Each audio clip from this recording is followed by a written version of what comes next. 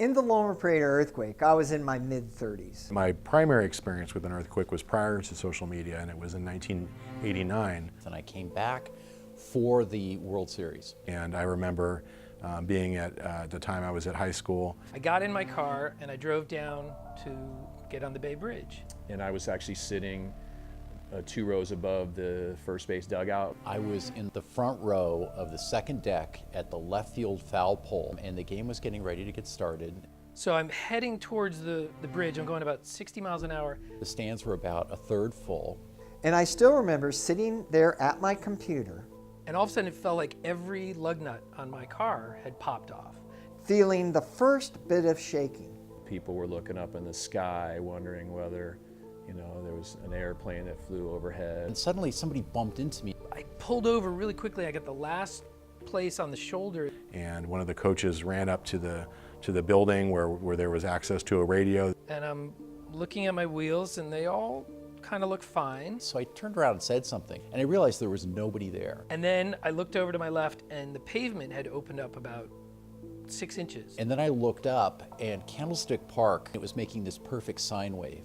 So blocks of concrete, sizes of basically basketballs, came falling down from the upper floors of that building along the ground. And we could see we were standing right next to those. And the ground was going back and forth like this. And I walked over and I put my feet on both sides of the pavement and just stood there, but my legs were going back and forth like this. And that's when I knew there was an earthquake. Well, it's not a question of will the earthquake occur. It's when. On October 17, 1989, a magnitude 6.9 earthquake hit the San Francisco Bay Area. After 15 seconds of shaking, the Loma Prieta left over 3,000 people injured and 67 dead. Gas lines and pipes burst, setting fires ablaze across San Francisco's Marina District. 1.5 miles of the Cypress Freeway collapsed on the traffic on the road beneath. My name's Don Reed. I'm a professor at San Jose State University, specializing in marine geology and geophysics. One of the best technologies is the use of the global positioning system. So we can actually measure the motion of the ground, of the tectonic plates in real time, which allows us to understand how the motions of the plates and the motions of the Earth's crust right near one of these faults can accumulate what we call strain, or in other words, energy over time. And ultimately that energy needs to be released, and it's released in a major earthquake. The Loma Prieta was triggered when a portion of the San Andreas Fault in the Santa Cruz Mountains slipped, sending seismic waves up to San Francisco, but could also be felt as far as Nevada and San Diego. Now, scientists over the last 2 decades have put in a tremendous amount of effort, working in working groups, to bring in together all different types of data to better understand how often the major earthquakes occur on different segments of fault zones in the Bay Area. The study of earthquakes, we can go back in time by looking at different layers of the Earth, getting dates and ages, and then we can correlate that with the earthquake ruptures in those zones. We have the Hayward Fault, we have the San Andreas Fault, Rogers Creek. There's a lot of faults around this area that could have a significant slip. The longer we go without an earthquake, the greater the stress that builds up along the Hayward and San Andreas faults, and the more powerful the earthquake will be. 29 years later, the Bay Area knows the next one is coming, but doesn't know exactly when.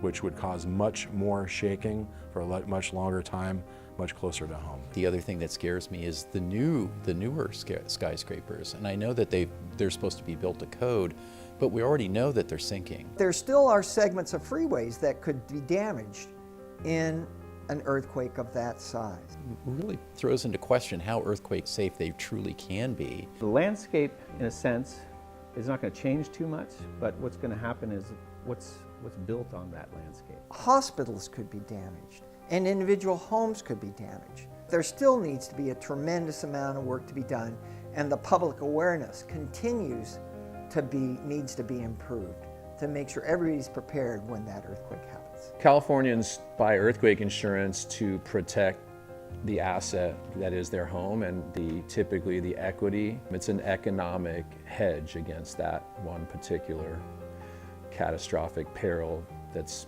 real in California more than anywhere else. And that's why everyone should have an earthquake supply kit.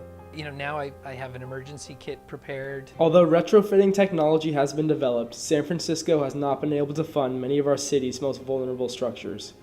Only 10% of Bay Area residents have earthquake insurance. Most do not believe it is necessary. What they don't know is that in the next 30 years, California will be hit with a 6.7 or greater earthquake that could devastate the Bay.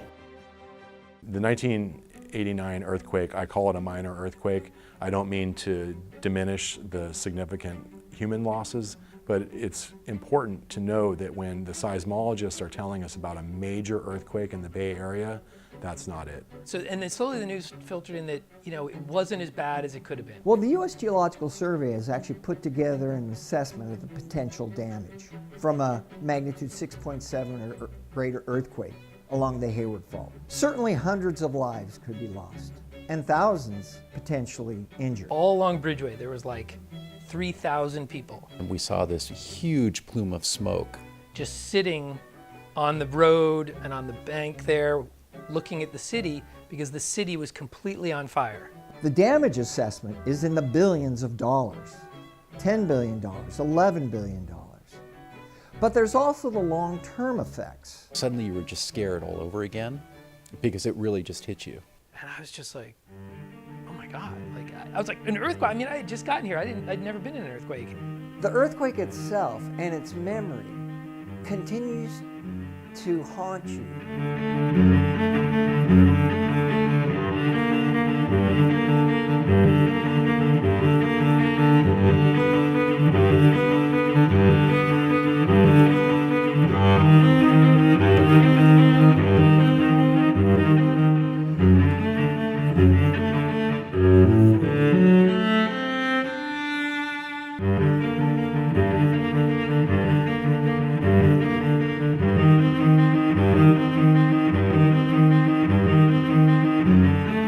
Thank you.